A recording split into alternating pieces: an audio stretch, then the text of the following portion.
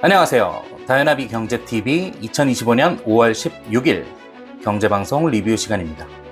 오늘은 두 가지 방송 추천하고 요약해 드릴 텐데요. 바로 한번 같이 보시죠. 자, 첫 번째는 연합뉴스 경제TV 5월 15일 방송입니다.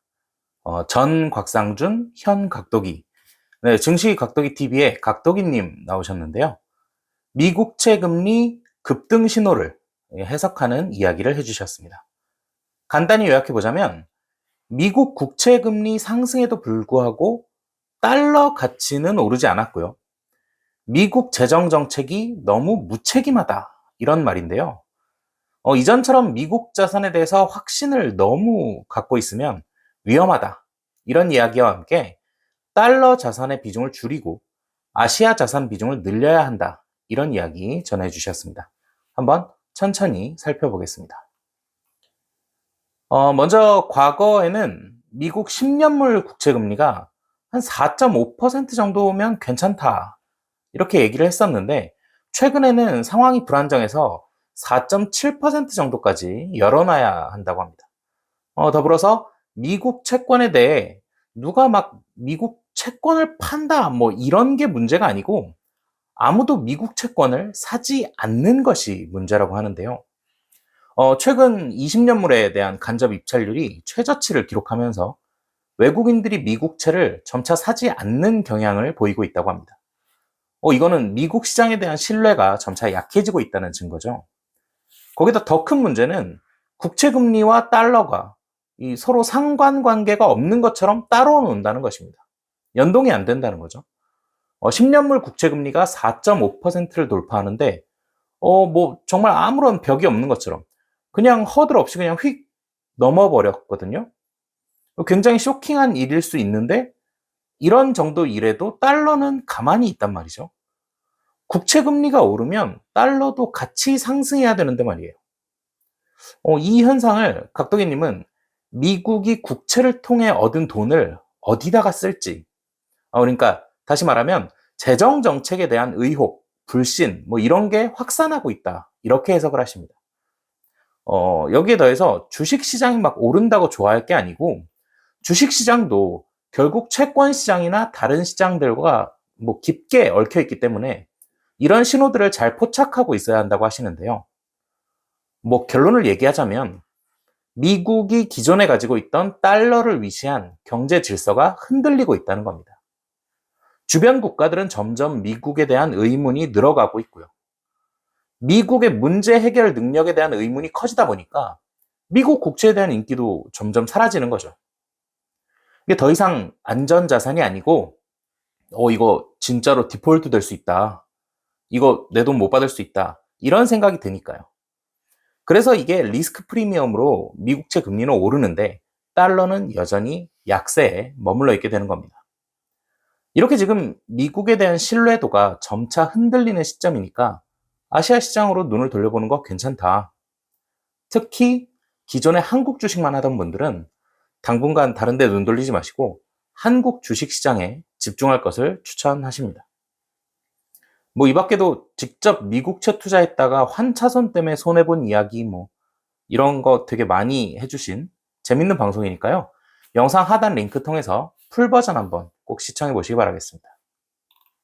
자, 두 번째는 SBS 뉴스가 만드는 디지털 채널이죠. 경제탈곡기의 5월 14일자 방송입니다.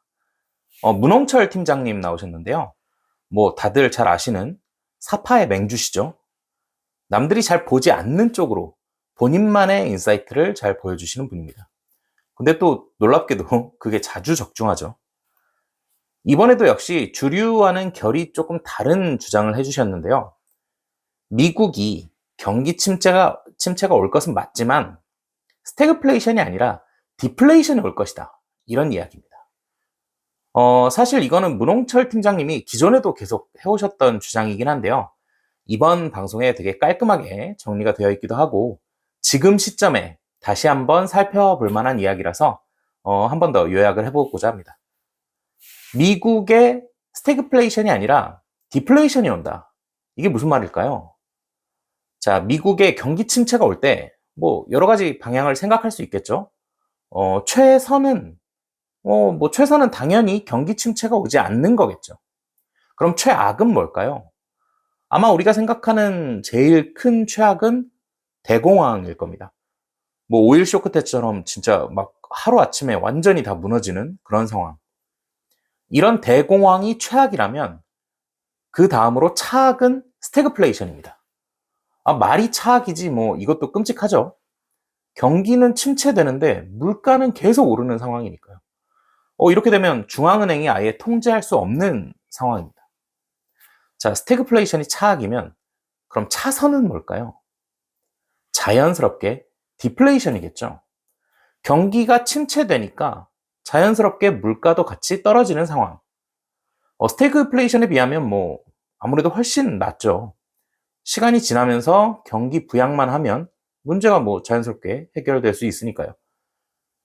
이 물가가 경기의 밸류를 반영하고 있는 상태니까 스태그플레이션보다는 뭐 디플레이션이 나은 겁니다.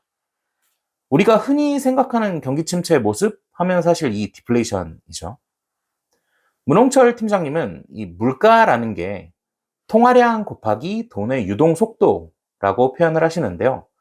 지금 통화량이 그대로인데 여기서 관세 정책이 통화량에 영향을 끼치지 않으니까 통화량은 그대로인데 대신에 관세 정책은 돈의 유통 속도를 떨어뜨립니다. 그러면 당연히 성장은 둔화되고 물가는 떨어지게 되는 거죠.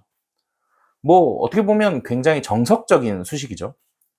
근데 이걸 새삼 지금 시점에 딱 치고 들어오기 때문에 사파의 맹주라는 소리를 들을 수 있는 것 같습니다. 지금 미국 물가는 사실 굉장히 높은 수준이죠. 하지만 앞으로도 계속 높을까요? 이거는 관성적인 판단이 아니라 좀 정교한 예측이 필요한데요. 하지만 최근 우리가 흔히 얘기하는 정파의 예측은 공급량 부족으로 인한 물가 상승, 뭐 달러 가치 자체 약화로 인한 인플레이션, 뭐 이런 식으로 비교적 다양한 부분을 종합해서 인플레이션을 예상을 하고 있습니다. 이런 다각화된 모델 분석이 저 수식을 벗어난 상황을 예측할 수 있을지 요거에 대한 관심을 계속 가져봐야겠습니다. 어쩌다 보니까 이게 오히려 정파랑 사파가 좀 뒤바뀐 듯한 인상이거든요. 보통은 정파 쪽, 그러니까 이 메인스트림에서 정석적인 구조를 이야기하고 문홍철 팀장님은 다른 지표로 새로운 인사이트를 제시하는 느낌이었는데 이번 얘기는 옛날부터 관세 전쟁 때는 이런 식이었어. 역사적으로 보면 그래. 이게 정석이야. 라고 문홍철 팀장님이 얘기하시고 오히려 보편적인 견해라고 불리는 정파 쪽에서 과거의 어떤 정석적 판단을 넘어서는 상황을 상정하고 있는 그런 재밌는 모습입니다. 과연 어느 쪽 의견이 맞을지는 계속 지켜봐야겠습니다. 자세한 설명은 영상 하단에 링크 드릴 테니까요. 풀 버전으로 한번 꼭 시청해 보시기 바랍니다. 자, 다이나믹 경제TV 2025년 5월 16일 오늘은 미 국채금리 급상승 관련 이야기와 미국 경기 침체가 어떤 모습으로 나타날지에 대해서 이야기를 해봤습니다. 관련해서 2가지 방송 추천하고 요약을 해드렸는데요. 도움이 되셨길 바라면서 이만 마치겠습니다. 구독과 좋아요 부탁드립니다. 감사합니다.